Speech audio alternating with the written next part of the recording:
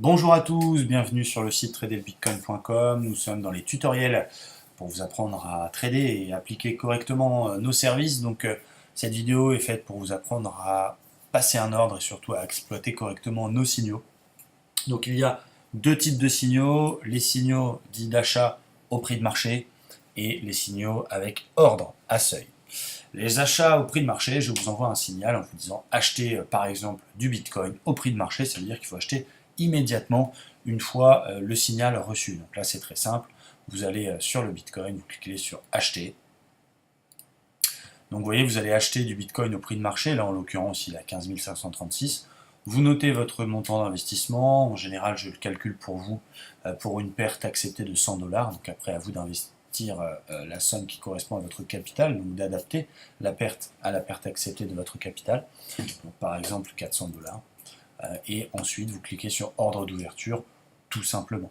Vous avez acheté du Bitcoin au prix du marché au moment où vous avez cliqué dessus. Il y a parfois des signaux où je vous dis achat avec ordre d'achat. Là, ça veut dire, on va prendre l'exemple par exemple du Dash. Je peux très bien vous dire, nous allons acheter le Dash s'il revient par exemple sur 1000 $. Là, vous voyez, il est à 1157 $. Donc si vous faites la même chose que tout à l'heure, vous allez acheter au prix de marché, donc à 1157. Si dans le signal il est écrit ordre d'achat à 1000, à ce moment-là, vous allez ici sur ordre. Vous notez le prix auquel vous avez envie d'acheter le Dash. Donc là, par exemple, en l'occurrence, 1000. Le montant d'investissement. Et donc, clairement, vous allez dire à eToro, je veux acheter du Dash quand il sera à 1000. Et donc, vous faites placer un ordre.